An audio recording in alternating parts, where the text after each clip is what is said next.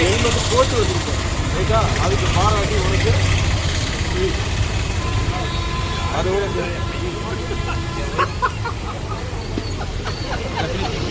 அதோட பாராட்டி தூக்கு. இது உங்களுக்கு இது காது போடுது.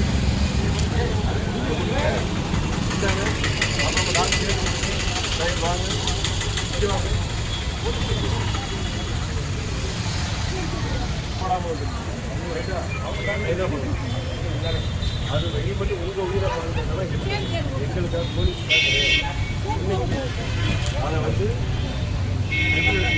கொடுக்குறோம். அதோட உங்களுக்கு யூஸ்ஃபுல் கொடுக்குறோம். நாளைக்கு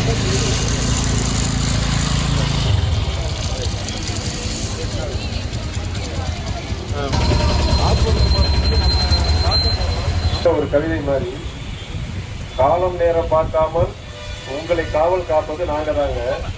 கடமை கண்ணியம் கட்டுப்பாடு தான் எங்கள் கண் என்றும் கண்ணீர் தீட்டியது இல்லைங்க. கவலை எது இருந்தாலும் கடமையை மறக்க மாட்டோமுங்க. சட்டத்தை மீறும் போது வழக்கு போடுவோமுங்க. சட்டத்தை மதிக்கும் போது வாசகம் செய்வோமுங்க. சாலை விதிகளை மதிக்காமல் இருந்தால் கேஸ் போடுவோமுங்க. கடும் வெயிலா இருந்தாலும் தடித்த வயக்கு ஜூஸும் கொடுப்போமுங்க. பக்கத்துல வீடு இருந்தாலும் பண்டிகை கொண்டாட முடியாதுங்க. பயமின்றி நீங்க இருக்க எங்க பணியை நாங்க எப்போதும் செய்வோமுங்க.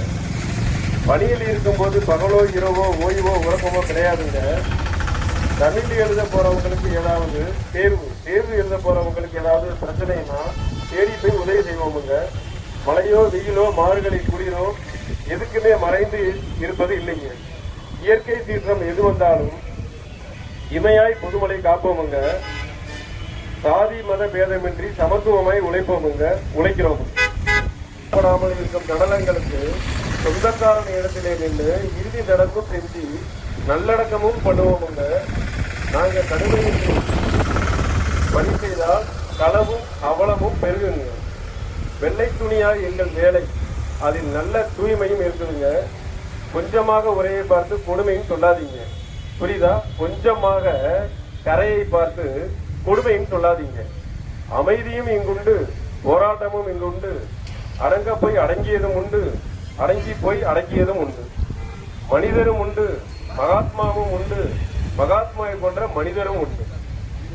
மண்ணிலே ஈரம் உண்டுங்க, காக்கிக்குள்ளே கனிவும் உண்டுங்க. எல்லாருக்கும் தெரியுதா எதனால பண்றோம்னு? அதனால ஒரு சிலர் பண்றதை வச்சு போலீஸ் வந்து இடம் போட்டுற வேண்டாம். எல்லாருமே உங்களுக்காக தான் காக்கி சட்டை. எல்லாருமே புரிஞ்சுக்கிட்டீங்களா? உங்களோட வரிப்பணத்துல தான் நாங்க சம்பளம் வாங்கிட்டு இருக்கோம். அப்படிங்கிறப்ப உங்களுக்காக தான் இந்த ஹெல்மெட் கேஸ் போடுறது. எதுக்காக போடுறோம்னா உங்களோட நல்லது, உங்களோட இதுக்காக தான் நாங்க கொடுக்குறோம். ஹெல்மெட் போடாம நீங்க போனீங்கன்னா என்ன ஆகும் சொல்லுங்க? ஒரு இடத்துக்கு போறோம், யாரோ ஒருத்தர் ராமசாமியோ குப்புசாமியோ யாரோ ஒருத்தர் போறான்னு வச்சுக்கோம். இங்க உள்ளவங்க வேண்டாம். ஒரு ஆக்சிடென்ட் கீழே விழுந்துட்டாங்கன்னா தலையில அடிபட்டுனா காப்பாற்ற முடியும். அதே இது உடம்புல வேற எங்க அடிப்படாலும் காப்பாற்றலாம். இது வந்து நிறைய சம்பவம் நடந்துட்டு இருக்கு. 1 2 இல்ல, நிறைய. தலையில அடிபட்டு ஒண்ணுமே இருக்காது, நல்லா இருக்காதுன்னு ஹாஸ்பிட்டல் சொல்றாங்க. 2வது திட்டு தர்றாங்க.